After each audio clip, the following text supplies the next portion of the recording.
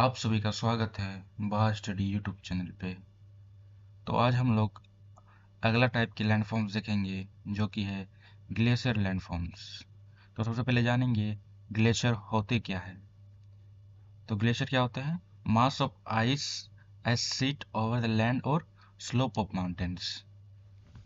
ठीक, मतलब ice seat जो कि आपका कहाँ पे हो, माउंटेन पे हो और स्लोप पे हो।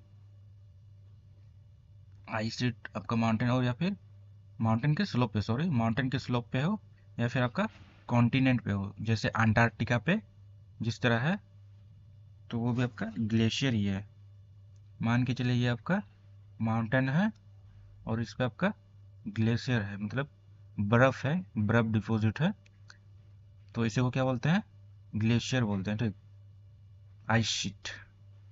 और ये आपका कॉन्टिनेंट मतलब अंटार्कटिका है और इस पे बर्फ की शीट है, ठीक है ना, बर्फ से ढकी हुई है, तो ये भी आपका ग्लेशियर है।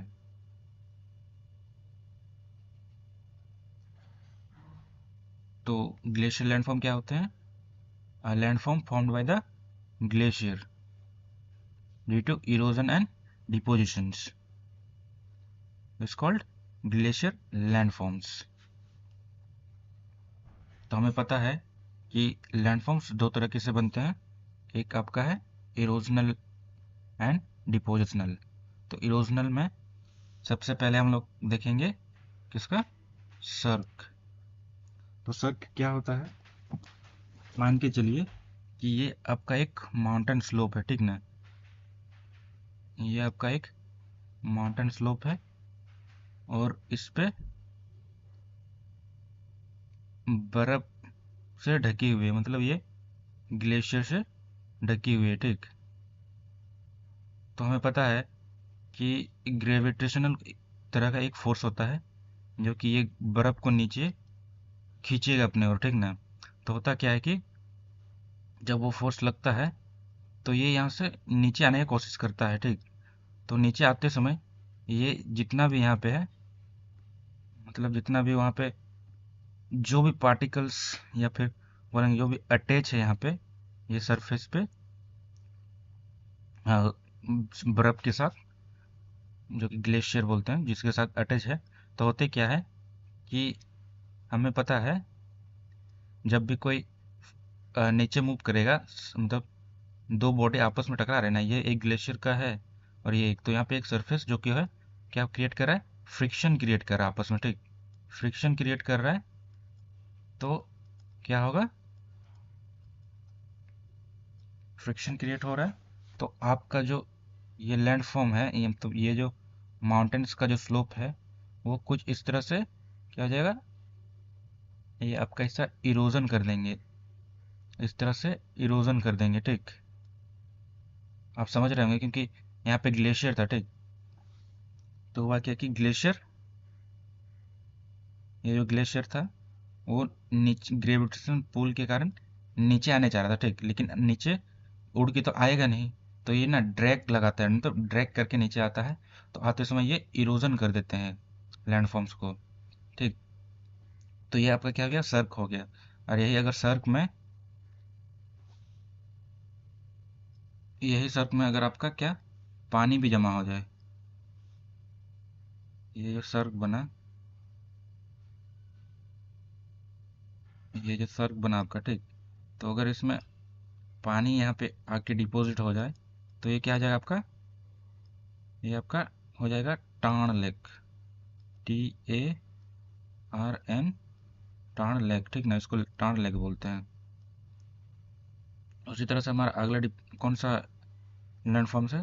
वो है हॉर्न्स। हॉर्न क्या होते हैं? हॉर्न भी सेम इसी तरह से, कोई माउंटेन स्लोप पे कोई ग्लेशियर डिपॉजिट है। ठीक, तो ग्लेशियर डिपॉजिट क्या करेंगे,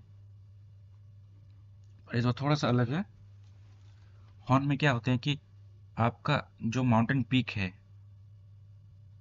ये एक साइड, ये दूसरा, ये तीसरा। ठीक, तो इस बार ग्लेशियर डिपॉजिट आपका यहाँ पे, ठीक ना, ऊपर पीक पे है, और ये एक एक एक फेस इस साइड पे, जैसे ये एक फेस हुआ, ठीक, ये दूसरा फेस हुआ, तो एक फेस पीछे भी है, तो कुछ वो भी जो यहाँ पे जो ये है मतलब ग्लेशियर जो बर्फबारी होके जो डिपॉजिट बर्फ है वो ग्रेविटेशन पुल के कारण नीचे आएंगे, ठीक ना। नीचे आने आएंगे तो क्या फ्रिक्शन फोर्स लगेगा माउंटेन्स और ग्लेशियर में, ठीक ना। माउंटेन और ग्लेशियर में एक फ्रिक्शनल फोर्स लगेगा, तो फ्रिक्शनल फोर्स लगने के कारण यहाँ पर भी इरोजन हो जाएगा। इरोजन होगा तो सेम उसी तरह से बनाएंगे जिस तरह उसमें बने थे। मतलब इस बार बस आपका थोड़ा सा डिफरेंस हो जाएगा, क्योंकि ये थ्री फेस हो जाएगा ना, तो थ्री फेस में कुछ इस तरह और ये आपका एक पीछे तरफ हो जाएगा, ठीक। तो ये एक इरोजनल हो गया और ये भी आपका इरोजन हो गया, ठीक ना। तो उसी तरह एक दो और एक पीछे, मतलब तीन फेस, एक सामने, मतलब ये इधर एक इधर हुआ, एक इधर हुआ और एक ये सामने या फिर पीछे ले सकते हैं। तो इस तरह से कुछ बनाएंगे, ठीक। ये आपका सर्क हुआ, सॉरी हॉर्न हुआ ये आपका। तो अगला लैंड फॉर्म हम लोग का है जो इरोशनल में है वो है एरिट। एरिट में उसी तरह से माउंटेन्स रेंज है, उसमें भी मतलब सब अभी माउंटेन्स की इरोजन अधिकतर माउंटेन्स में ही पाए जाते हैं इरोजन लैंडफॉर्म। तो हमारा अगला है शर्क, नहीं एरिट। एरिट जो है कुछ इस तरह है, ठीक। मान के चलिए ये आपका माउंटेन रेंज है। रेंज है, क्या है, माउंटेन रेंज। इस तो क्या है कि बर्फ यहाँ पे, ठीक ना, यहाँ पे ये ऊपर पे पूरा डिपॉजिट है आइस की। तो ये इधर पुल भी होंगे, ग्रेविटेशनल पुल नीचे, और ये इधर। तो होते क्या है ऐसे होने से कि ये आपका इधर नीचे ग्राउंड है, कुछ अच्छा थोड़ा सा अच्छा बनाते रुकिए, थोड़ा कंफ्यूजन लग रहा है। तो कुछ इस तरह है, ठीक ना, कुछ माउंटेन इस तरह है, मतलब ये आपका हुआ, ठीक। आई होप अब थोड़ा समझ में आए कि ये आपका माउंटेन उठा हुआ है, ये एक साइड है और वो दूसरे साइड है। तो होते क्या है कि यहाँ पे बर्फ जमा हो गया है, ठीक ना, आइस शीट जमा हो गया है। तो ये ग्रेविटेशनल पुल के कारण नीचे जाएंगे, नीचे जाएंगे तो आपस में माउंटेन और जो ये ग्लेशियर है, जो बर्फ शीट है, आइस शीट, इस पे ये दोनों के बीच क्या फ्रिक्शन लगेगा। फ्रिक्शन लगेगा तो ये अपने को घसीटते हुए जमीन पे रगड़ते हुए जाएंगे, तो इरोजन कर देंगे, ठीक ना। इरोजन कर देंगे तो कुछ इस तरह लैंडफॉर्म बनाएंगे।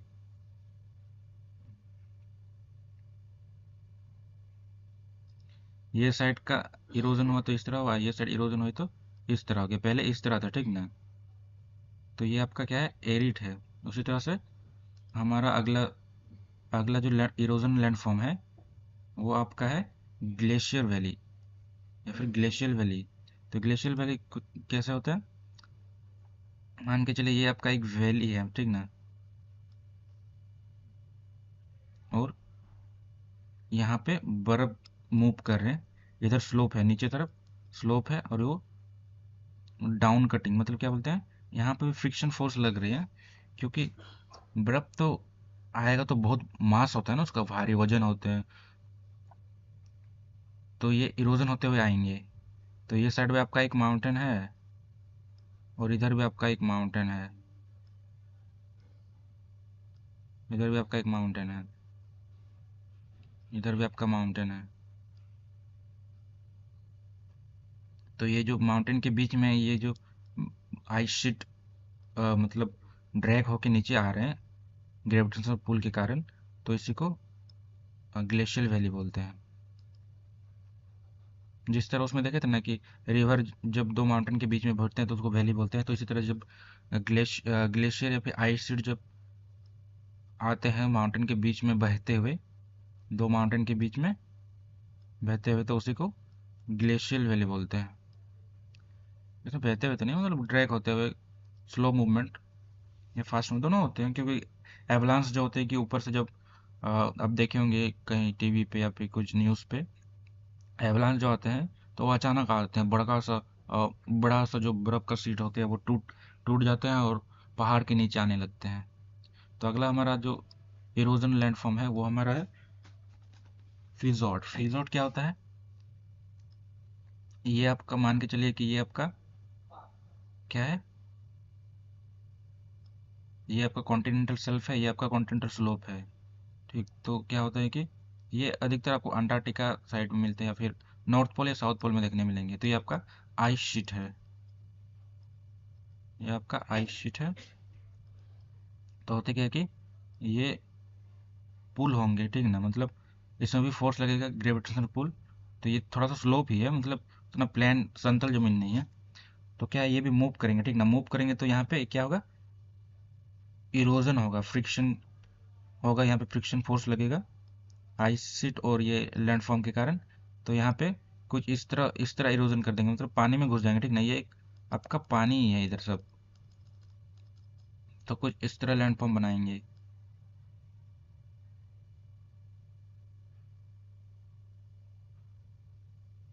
इधर आपका पानी है, ठीक। तो ये जो इरोजन हो गए, यहाँ यहाँ पे इरोजन हो गए। तो ये जो फ्यूजन, फ्यूजन इसी को बोलते हैं कि इरेगुलरिटीज ऑफ लैंड बाउंड्रीज कर देते हैं, ठीक। स्पेशली आपको नॉर्वे का मैप में देखने मिल जाएगा, आप नॉर्वे का मैप देखेंगे तो इसी तरह कुछ है। तो आई होप फ्यूजन भी आपको समझ में आ गया हो। तो अगला हम मूव करते हैं अपना डिपोजिशनल लैंडफॉर्म्स में। तो हमारा डिपोजिशनल लैंडफॉर्म में सबसे पहला है मोरेन्स।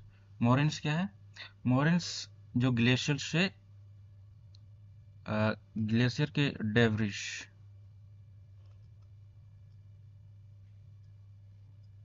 ग्लेशियर के डेब्री को मोरेन कहते हैं, ठीक ना। सॉरी, डेब्रिस को मोरेन कहते हैं। तो इसमें होता क्या है कि जब ग्लेशियर ऊपर से नीचे आते हैं, मतलब ग्रेविटेशनल पुल के कारण, तब वो साथ में इरोजन करते हुए आते हैं, ठीक ना। मान के चलिए, मान के चलिए कि ये आपका ग्लेशियर इधर से मूव करते हुए आ रहे हैं, तो साथ में वो इरोजन करते हुए आएंगे, ठीक ना। इरोजन करते हुए आएंगे और डिपोजिशन, मतलब जब नीचे पहुंच जाएंगे तो वो डिपोजिशन कर देंगे, ठीक ना।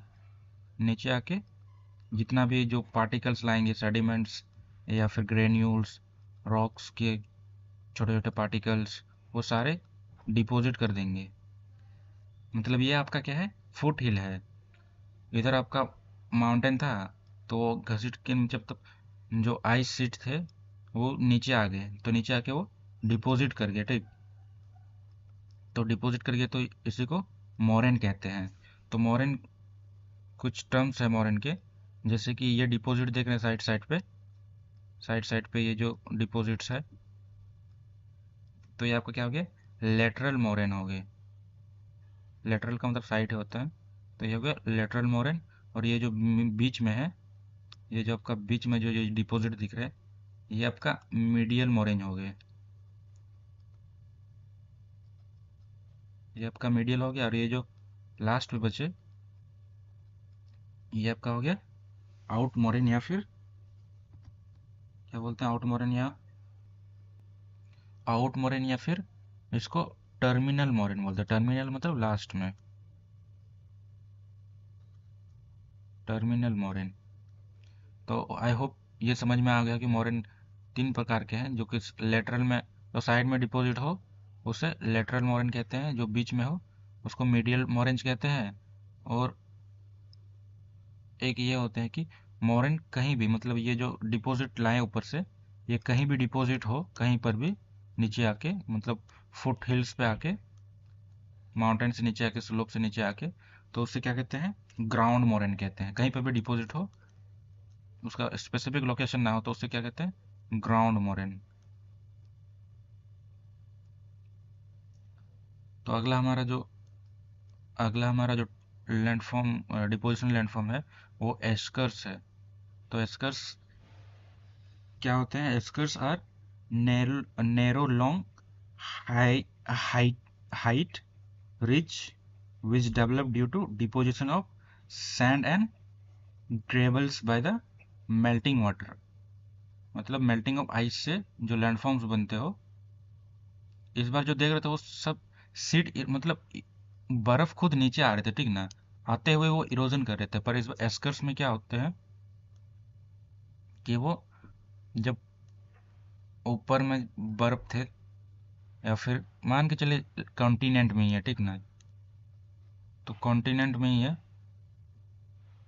कॉन्टिनेंट में है तो कुछ स्लोप में है, ठीक, थोड़ा सा मतलब स्लोप है आपका, इस पे बर्फ है।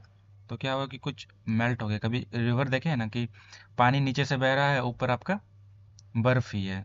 तो उसी तरह से नीचे जो बह रहा है, तो ये आपका इरोजन करते हुए जाएंगे, ठीक है ना। इरोजन करेंगे तो कहीं ना कहीं तो डिपॉजिट होगा, हमें पता है कि इरोजन और डिपोजिशन कंटिन्यूस मतलब सिमल्टेनियसली होते हैं। तो इरोजन करेंगे तो कहीं डिपॉजिट करेंगे, ठीक ना। तो कहीं पे इधर डिपॉजिट कर दिए, ठीक, डिपॉजिट कर दिए, तो ये आपका क्या हो गया, एस्कर्स हो गया। इसको एस्कर्स बोलते हैं। और अगला हमारा जो टॉपिक क्या है, अगला हमारा जो डिपोजिशनल लैंडफॉर्म है, सॉरी टॉपिक नहीं, डिपोजिशनल लैंडफॉर्म है, वो हमारा है आउटवाश प्लान। जिस तरह हम लोग अलुवियल फैन देखे थे, उसी तरह आउटवाश प्लान भी वही सेम उसी तरह होते हैं। बस इसमें फैन टाइप बनते हैं, इसमें बस प्लेन बन जाते हैं। जब आपका कोई आइस शीट नीचे आ जाते हैं तो आइस शीट नीचे आ जाते हैं तो कुछ इस तरह प्लेन बना लेंगे, ठीक, मतलब यहाँ पे फुट हिल्स पे। तो इसी को आउट वाश प्लेन बोलते हैं। और डमलिंग्स क्या होता है, डमलिंग्स, डमलिंग्स को आपका एक टोपोग्राफी भी बोलते हैं, ठीक ना। डमलिंग्स भी सेम उसी तरह से कि कुछ इस तरह लैंडफॉर्म बनेंगे, ठीक, कुछ इस तरह, मतलब ये आपका माउंटेन था, तो यहाँ से जो आइस शीट थे वो नीचे आए, तो साथ में रॉक्स पार्टिकल्स, या फिर आप बोल सकते हैं कि सॉइल्स जो थे इरोजन करते हुए आए और यहाँ के ऐसे डिपॉजिट हो गए, तो ये डम्बलिंग्स कहलाते हैं। तो आइए कुछ डायग्राम देखते हैं ताकि हमारा कंफ्यूजन क्लियर हो। तो देखिए यहाँ पे, तो सबसे पहले क्या देखें हम लोग, यहाँ पे सर्क, सर्क यही यही बोलते कि सर्क आपका इस तरह, ठीक ना, एक साइड से आपका यहाँ पे आइस डिपॉजिट था, तो इधर मूव हो गया, ठीक ना, ग्रेविटेशनल पुल, क्योंकि हमें पता है नीचे लगता है ग्रेविटेशनल पुल। तो हुआ क्या था कि सर्क पे क्या हुआ था कि आपका इस तरह एक लैंडफॉर्म था, ठीक, इस तरह एक लैंडफॉर्म था। तो यहाँ पे डिपॉजिट हुए, मतलब डिपॉजिट थे, आइस डिपॉजिट। जैसे मान के चले कोई बर्फबारी हुई पहाड़ पे, तो ये डिपॉजिट हो गई। तो ग्रेविटेशनल पुल के कारण नीचे आएंगे, नीचे आएंगे तो साथ में इरोजन भी कर देंगे, ठीक। तो इसी तरह यहाँ देखिए, यहाँ इरोजन हो गया, तो ये आपका शर्क हो गया। तो उसी तरह से हमारा अगला है एरिट। एरिट को पहले समझते हैं, उसका तो हॉर्न समझेंगे तो आसानी हो जाएगी। तो एरिट में क्या होता है, एरिट में ये बोल रहा था कि दो साइड होते हैं। देखिए, एक आपका ये साइड एक प्लेन हुआ और दूसरा साइड ये प्लेन हुआ। ये आपका मार्जिन है, मतलब माउंटेन है, तो ये आपका प्लेन और दूसरा ये आपका प्लेन।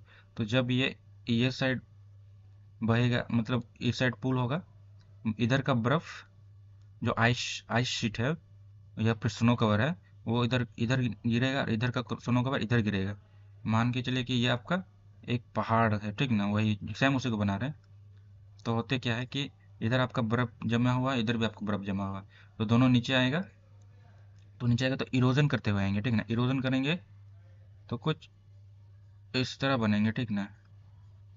और इधर देखिए, कुछ इस तरह लैंडफॉर्म बनेंगे।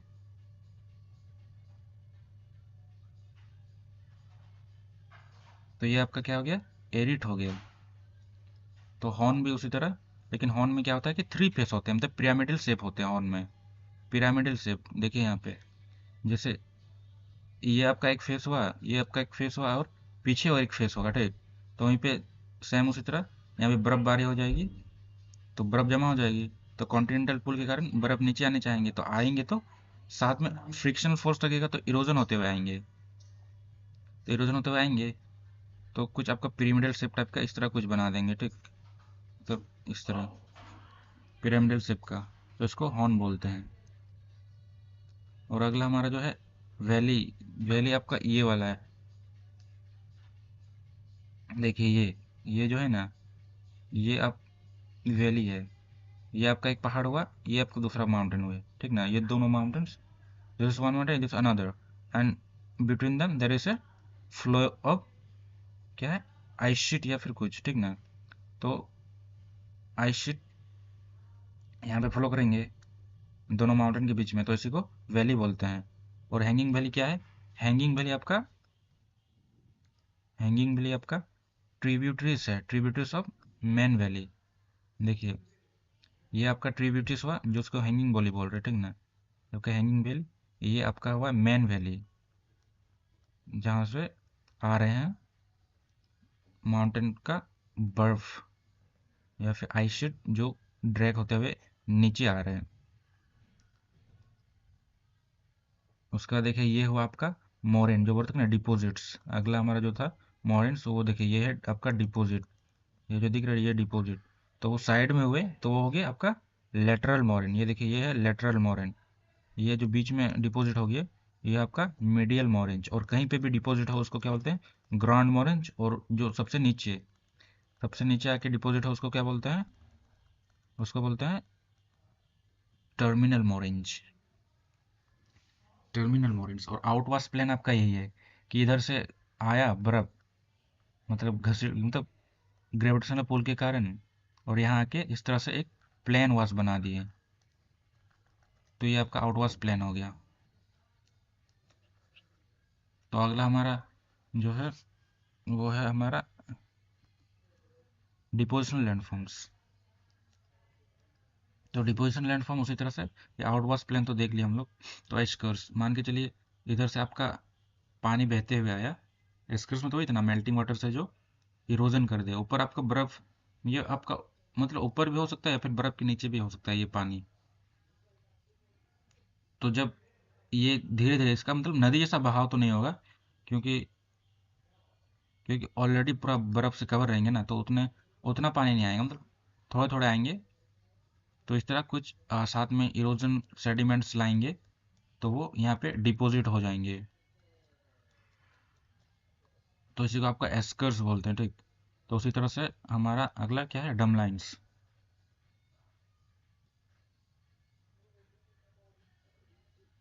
सॉरी मैं आपको वहाँ बता दिया कि आउटवर्स प्लेन आगे बता दिया, लेकिन वो क्या है आपका डिपोजिशन लैंडफॉर्म है, क्योंकि सारा सेडिमेंट इधर से लाके डिपॉजिट कर देते हैं यहाँ पे। मैं आपको वहाँ इरोजन में बता दिया, लेकिन डिपोजिशनल लैंडफॉर्म है वो, क्योंकि सारा इधर से जितना भी सेडिमेंट्स है वो प्लग करते हुए, पत्थर हुए आपका, सॉइल हुए, सारा यहाँ आके डिपॉजिट करते हैं और प्लेन सरफेस बना देते हैं। तो आउटवर्स प्लेन हो गए। तो अगला हमारा डम लाइन। डम लाइन भी उसी तरह से कि जब आपका कोई बर्फ का पूरा टुकड़ा ही आते हैं, ठीक ना। इस बार मेल्ट नहीं हुए कि जो बर्फ है वो पूरा सीट ही इरोजन हो गया, इरोजन होते हुए वो यहाँ आके रुक गए, ठीक। रुक गए तो साथ में बहुत सारे पत्थर मिट्टी साथ में लाए, ठीक।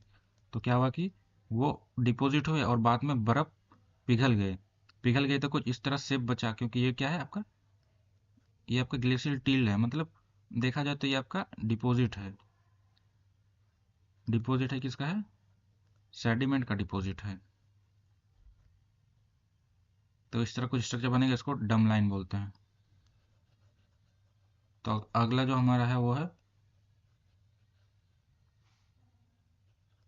अच्छा ऑलरेडी हम लोग कंप्लीट कर चुके हैं, सॉरी, हम लोग सारा चीज़ देख चुके हैं। तो आई होप आपको समझ में आ गया हो, और कोई भी क्वेरीज हो तो कमेंट कर दीजिएगा, मैं आपको जवाब दे दूंगा। Thank you for watching. अगर आपको अच्छे लग रहे हैं कंटेंट तो please like share and subscribe. Thank you.